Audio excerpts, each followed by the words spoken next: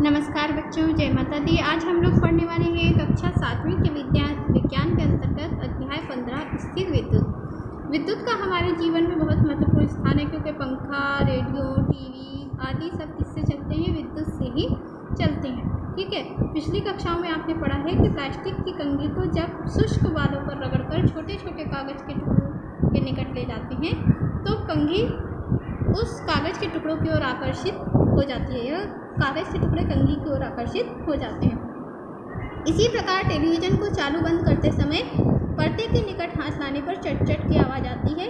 ये घटनाएं विद्युत आवेशों के कारण होती है। विद्युत आवेश क्या होता है? जो भी पदार्थ होते हैं वो परमाणुओं से मिलकर बने होते हैं। मान लीजिए ये कोई छोटा सा पदार्थ है, इसके अंदर बहुत सारे ऐसे परमाणु उपस्थित होंगे। तो एक परमाणु के अंदर में बीच में धनात्मक भाग प्रोटॉन स्थित होता है तथा उसके बाहरी कोषों में ऋणात्मक भाग इलेक्ट्रॉन उपस्थित होता है। ठीक है।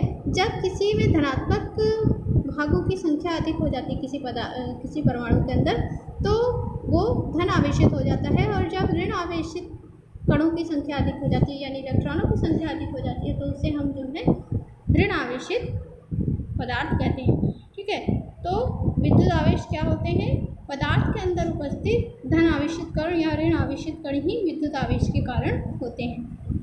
यहाँ देखिए कुछ क्रियाकलाप दिया हुआ है, जैसे शरबत पीने वाली नली या स्ट्रॉ, गुब्बारा, कंघी और कागज। इसमें जो है स्ट्रॉ को कागज की सीट पर 5 से 7 बार रगड़िए तथा उसे दीवार पर लगाइए। इसी प्रकार एक फूले हुए गुब्बारे को कागज की सीट से 5 से 7 बार रगड़कर दीवार पर चिपकाए। दोनों स्थितियों में क्या हुआ आप जानते होंगे। दोनों स्थिति में स्ट्रॉ तथा गुब्बारा दीवार से चिपक जाते हैं। सूखे बालों पर कंघी करने से स्ट्रॉ या गुब्बारे को कागज पे रगड़ने पर वे आवेशित हो जाते हैं। असल में होता क्या है, ये मान लीजिए स्ट्रॉ है, ठीक है, और ये जो है गुब्बारा है, ये गुब्बारा है। जब हम इसको रगड़ते हैं स्ट्रॉ और गुब्बारे को, तो स्ट्रॉ के कुछ इलेक्ट्रॉन जो है गुब्बारे में चले जाते हैं। अब स्ट्रॉ के पास इलेक्ट्रॉनों की कमी हो जाती है, किंतु यहाँ पे प्रोटॉन अधिक हो जाते हैं। ठीक है। सामान्य अवस्था में क्या रहता है, इलेक्ट्रॉन और प्रोटॉन की संख्या बराबर रहती है, लेकिन जब स्ट्रॉ के अंदर से कुछ इलेक्ट्रॉन गुब्बारे के अंदर चले गए तो गुब्बारे के पास में ऋण आवेशों की संख्या अधिक हो जाती है, यानी गुब्बारा क्या हो जाता है, ऋण आवेशित हो जाता है। जबकि जो स्ट्रॉ है उसके पास ऋण आवेशों की कमी हो जाती है, क्योंकि उसने अपने इलेक्ट्रॉन किसको दे दिए, गुब्बारे को दे दिए हैं। तो उसके पास धन आवेशों की संख्या अधिक हो जाती है ऋण आवेशों की अपेक्षा, इसीलिए स्ट्रॉ क्या हो जाती है, धन आवेशित हो जाती है। इस प्रकार गुब्बारा और स्ट्रॉ दोनों ही आवेशित हो जाते हैं। अब यहाँ पर देखते हैं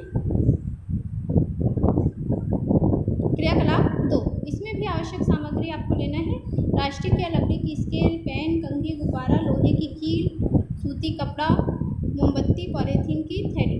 और इसमें जो है आपको कागज के टुकड़ों को आकर्षित करने वाली वस्तुएं है ना, उनके नाम लिखने हैं। इन सभी वस्तुओं को आपस में घर्षण कराना है, रगड़ना है। कभी भी आवेश का एक स्थान से दूसरे स्थान आता है जब दो वस्तुओं के मध्य में घर्षण होता है ना। जैसे स्ट्रॉ को गुब्बारे से रगड़े तो वहाँ क्या हुआ, घर्षण हुआ। रगड़ना यानी घर्षण है ना, और घर्षण से ही जो स्ट्रॉ के इलेक्ट्रॉन थे वो गुब्बारे में गए। तो दो वस्तुओं को आपको घर्षण कराना है।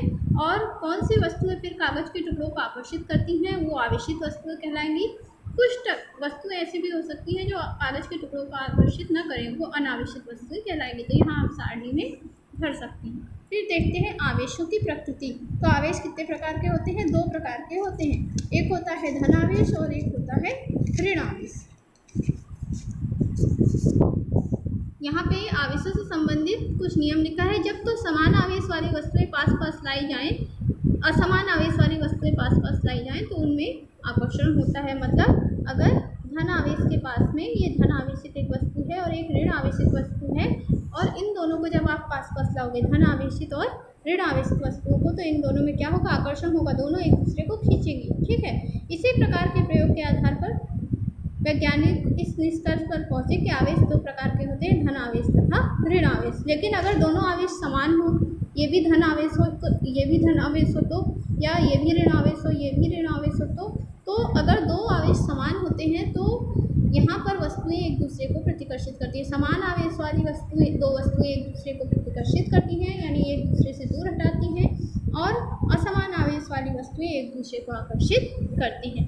ठीक है। धन आवेश और ऋण आवेश को हम प्लस और माइनस के चिन्ह के द्वारा प्रदर्शित कर सकते हैं।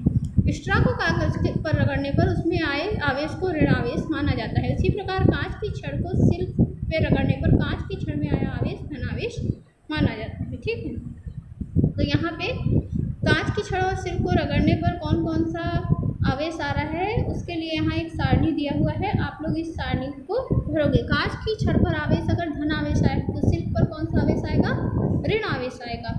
स्ट्रा को कागज पर रगड़ने पर यदि स्ट्रा पर ऋण आवेश आए तो कागज पर कौन सा आवेश आएगा, धन आवेश आएगा। मतलब परस्पर घर्षण करने पर दो वस्तुओं के बीच प्रतिकर्षण से यह निश्चित किया जा सकता है कि दोनों वस्तुएं आवेशित हैं। ठीक है, तो इस तरीके से जो है आप यहाँ पर आवेश को पहचान सकते हैं। आवेशित वस्तुओं के क्या क्या गुण होते हैं। प्रत्येक आवेशित वस्तु अनावेशित वस्तु को अपनी ओर आकर्षित करती है। यदि कोई आवेशित वस्तु है और आप किसी अनावेशित वस्तु के पास उसे ले जाते हैं तो वो उसे क्या करे कि अपनी ओर खींचेगी। जैसे कागज है अनावेशित वस्तु और आप आवेशित की हुई स्ट्रा को कागज के पास ले जाते हैं तो वो कागज को क्या करती है, अपनी ओर आकर्षित करती है। एक ही प्रकार के आवेश आपस में प्रतिकर्षित होते हैं और विपरीत प्रकार के आवेश एक दूसरे को आकर्षित करते हैं। ये जो है आवेशित वस्तुओं के गुण। ठीक, अब यहाँ देखते हैं विद्युत टेस्टर। विद्युत टेस्टर का प्रयोग किसी विद्युत परिपथ में, है ना, यहाँ देखिए विद्युत टेस्टर से हम क्या जान सकते हैं, किसी विद्युत परिपथ में आवेश का प्रवाह हो रहा है या नहीं हो रहा है, इसकी जांच हम किसकी सहायता से करते हैं, विद्युत टेस्टर की सहायता से करते हैं। विद्युत टेस्टर का प्रयोग किसी विद्युत परिपथ में विद्युत की उपस्थिति को जांचने के लिए किया जाता है। इनमें एक धातु की छड़ होती है, यहाँ निचले सिरे में मध्य भाग में प्लास्टिक लगी होती है। प्लास्टिक क्या है, विद्युत की कुचालक है। तो कुचालक जो होता है वो आवेश को आगे बढ़ने नहीं देता है। टेस्टर के खुले हुए धातु छड़ को विद्युत परिपथ से तथा पीतल की गुंडी को हाथ से स्पर्श किया जाता है। इस स्थिति में विद्युत आवेश धातु की छड़ से होता हुआ बल्ब, स्प्रिंग तथा हमारे शरीर से होता हुआ हृदय में चला जाता है। इस प्रकार जब इस उपकरण में आवेश प्रवाहित होता है तो अंदर एक बल्ब लगा होता है नियॉन का बना हुआ, जो कि जलने लगता है। ठीक है, वस्तुओं को आवेशित करने की विधियाँ। क्या क्या विधि है जिससे हम वस्तुओं को आवेशित कर सकते हैं। सबसे पहला है घर्षण विधि। कोई भी दो वस्तु को जब हम आपस में घर्षण करते हैं, रगड़ते हैं, तो वहाँ पर आवेश उत्पन्न हो जाता है। दूसरा है संपर्क द्वारा आवेशन। पहले से कोई आवेशित वस्तु है, उसके संपर्क में अगर आप दूसरी आवेशित वस्तु को रखते हैं तो उसमें भी आवेश आ जाता है। फिर है प्रेरण द्वारा आवेशन। प्रेरण द्वारा आवेशन कैसे होता है, आप कांच की छड़ को रेशम के कपड़े से रगड़कर उसको आवेशित कर दें। ठीक है, और फिर उसको एक अन्य वस्तु के पास ले जाएंगे तो वहाँ पर भी वो क्या करेगी, दूसरी वस्तु में आवेश उत्पन्न करेगी। आप पाएंगे कि आवेशित छड़ को इस उपकरण के निकट आते ही विद्युतदर्शी तार का ऊपरी सिरा ऋण आवेशित और दूसरा सिरा धन आवेशित हो जाने के कारण चांदी की पत्ती के दोनों सिरे एक दूसरे से दूर हो जाते हैं। चांदी की पत्ती तथा तांबे का तार एक दूसरे के संपर्क में होने के कारण जब आवेशित वस्तु के तार के निकट आते हैं तब प्रेरण द्वारा आवेश चांदी की पत्ती में आ जाता है। दोनों पत्तियों पर समान आवेश आने के कारण वो दूर हटते हैं। तो यहाँ पर आप लोग देख सकते हैं प्रेरण द्वारा आवेशन की क्रिया में ऐसा होता है, कोई जो पहले से आवेशित है उसको किसी अनावेशित वस्तु के संपर्क में लाया जाता है। इस विधि से एक प्रेरक दर्शी भी बनाया जा सकता है। यहाँ पर देख सकते हैं विद्युतदर्शी या प्रेरणदर्शी जिसको कहते हैं।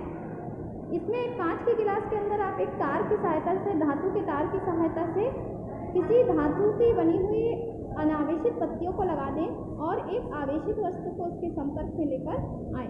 इसको आवेशित वस्तु के संपर्क में लेकर आने पर जो अनावेशित धातु की पत्तियां हैं वो दूर दूर हटती हैं, क्योंकि जो आवेश हमारे द्वारा पास लाई गई आवेशित छड़ को आपको दिखाई दे रही है, अगर इसमें धनावेश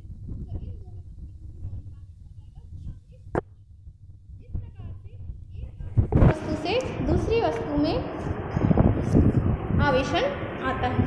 ठीक है, अब यहाँ देखिए क्या क्या प्रश्न लिखा है। पहला है किसी वस्तु के आवेशन की पहचान किस प्रकार की जाती है। तो यदि कोई वस्तु किसी अन्य वस्तु को प्रतिकर्षित कर रही है, मतलब उन दोनों वस्तुओं में आवेश है, इस प्रकार जो है पहचान। प्रतिकर्षण के द्वारा किसी वस्तु के आवेशन की पहचान की जाती है। आवेशन कितने प्रकार के होते हैं, आवेशन दो प्रकार के होते हैं, धन आवेश और ऋण आवेश। किसी वस्तु को कितने प्रकार से आवेशित किया जा सकता है, किसी वस्तु को 3 प्रकार से आवेशित किया जा सकता है। सबसे पहला है घर्षण के द्वारा, दूसरा है संपर्क के द्वारा और तीसरा है प्रेरण के द्वारा।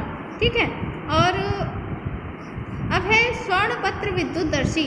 ये स्वर्णपत्र विद्युतदर्शी जो है आपका ये प्रेरण द्वारा आवेशन की विधि से बनाया जाता है। इसमें जो है एक धातु के तार को एक कांच की बोतल के अंदर या जार के अंदर लटका दिया जाता है, जार को कार्क से बंद कर दिया जाता है और ये जो स्वर्ण पत्र होता है इसमें जो है 2 पत्तियों को इस प्रकार से लगा दिया जाता है। अब यहाँ पर जो ऊपर में आपको तार का निकला हुआ सिरा दिख रहा है, यहाँ पर धन आवेशित या ऋण आवेशित कोई भी पदार्थ को इस प्रकार से अगर लाएंगे तो ये दोनों पत्तियाँ एक दूसरे से दूर हटेंगी क्योंकि इनमें समान आवेश आ जाएगा। तो इसकी सहायता से आप कोई वस्तु आवेशित, अगर आवेशित वस्तु मान लो कोई धन आवेशित वस्तु ला रहे हैं तो ये पत्तियाँ दूर हटेंगी तो आपको पता चल जाएगा कि इस पदार्थ के अंदर में आवेश है। अगर ये पदार्थ अनावेशित है और आप यहाँ लाते हो तो ये पत्तियाँ मूव नहीं करेंगी, अपने स्थान से नहीं हिलेंगी, मतलब कि इस पदार्थ में किसी प्रकार का आवेश नहीं है। तो स्वर्णपत्र विद्युतदर्शी का निर्माण इस प्रकार से किया जा सकता है। अगला है वायुमंडल में आवेश। वायुमंडल में भी आवेश होता है। इसकी खोज लगभग 250 वर्ष पूर्व बेंजामिन फ्रैंकलिन ने की थी। ये त्वरित आवेशित कणों के कारण घटित होने वाली एक प्राकृतिक घटना है। कुछ प्रयोगों द्वारा यह देखा गया है कि बादलों में पानी की अत्यंत सूक्ष्म बूंदें धन आवेश ग्रहण करती हैं। बड़ी तथा भारी बूंदें ऋण आवेशित हो जाती हैं और धन आवेशित सूक्ष्म बूंदें हल्की होने के कारण हवा के प्रभाव से बादल के ऊपरी भाग की ओर गति करती हैं और ऋण आवेशित बूंदें निचले भाग की ओर आती हैं। बादलों के विपरीत आवेशों के बीच यह अत्यंत तीव्र आकर्षण बल लगता है, लेकिन बादलों के बीच की वायु आवेशों को समीप आकर उदासीन होने से रोकती है। जब आवेश की मात्रा बहुत अधिक हो जाती है तो उनके बीच का विद्युत रोधन टूट जाता है। मतलब बादलों में क्या होता है, घर्षण होता रहता है और घर्षण के कारण इतने ज़्यादा आवेश उत्पन्न हो जाते हैं कि उनका जो विद्युत रोधन है यानी आवेशों को रोक के रखने की क्षमता वो कम हो जाती है और फिर जो ये आवेश है वो बिजली के रूप में, है ना, बिजली गिरना जानते हैं ना आप लोग, तड़ित के रूप में, बिजली के रूप में प्रवाहित वायु से होकर नीचे की ओर प्रवाहित होते हैं। इस प्रक्रम में विद्युत ऊर्जा से वायु उच्च ताप तक गर्म होकर दीप्तिमान हो जाती है और इस घटना को विद्युत का विसर्जन कहते हैं। वायु की दीप्ति को हम आकाश में तड़ित के रूप में देखते हैं और बहुत थोड़े समय के लिए रहता है। तड़ित के कारण उत्पन्न चटकने की आवाज़ इतनी प्रबल होती है कि हम इसे मेघ गर्जन के रूप में सुनते हैं। कभी कभी तड़ित के समय ऊंचे वृक्षों, भवनों व अन्य संरचनाओं से होता हुआ विसर्जन पृथ्वी में चला जाता है और उन्हें क्षतिग्रस्त कर देता है। ऐसा होने पर हम कहते हैं कि तड़ित आघात हुआ है।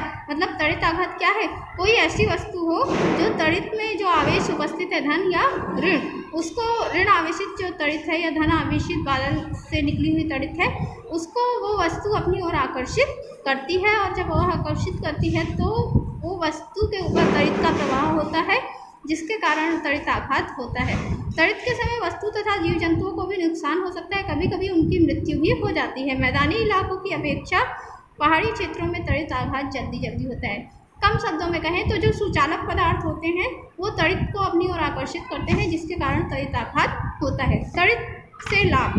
तड़ित के समय अनेक प्राकृतिक घटनाएं होती हैं। तड़ित के समय उत्पन्न होने वाली अत्यधिक ऊष्मा में नाइट्रोजन और ऑक्सीजन गैस के संयोजन से नाइट्रोजन के ऑक्साइड बनते हैं जो पानी में घुलकर अत्यंत तनु घोल बनाते हैं जो पृथ्वी में पौधे की वृद्धि के लिए आवश्यक नाइट्रोजन यौगिक उपलब्ध कराते हैं। तड़ित के समय ऑक्सीजन गैस ओजोन गैस में परिवर्तित हो जाती है। ओजोन गैस की यह परत सूर्य के प्रकाश की हानिकारक पराबैंगनी किरणों को पृथ्वी की सतह तक पहुंचने से रोकती है। तड़ित चालक। अब ये जो तड़ित है इससे भवनों को बचाने के लिए क्या किया जाता है, तड़ित चालक का निर्माण किया जाता है। तड़ित चालक एक धातु की बनी हुई छड़ होती है जिसे भवन के ऊपरी भाग में लगा दिया जाता है तथा भूमि के अंदर इसे एक तांबे की प्लेट से जोड़ दिया जाता है। जब बादलों से आने वाली जो तड़ित है वो इस धातु की ओर पहले आकर्षित होती है। अगर भवन के ऊपर में तड़ित का प्रवाह होने वाला है, तड़ित आघात होने वाला है और पूरे भवन पर न जाके और इस धातु की प्लेट के द्वारा उसके आवेशों को अवशोषित कर दिया जाता है और सीधा भूमि में विसर्जित कर दिया जाता है जिससे भवन क्षतिग्रस्त नहीं होता है। ऊंचे भवनों को तड़ित से बचाने के लिए तड़ित चालक लगाए जाते हैं। तड़ित चालक में धातु की एक मोटी तथा चपड़ी पट्टी होती है। इसका ऊपरी सिरा त्रिशूल के आकार का होता है।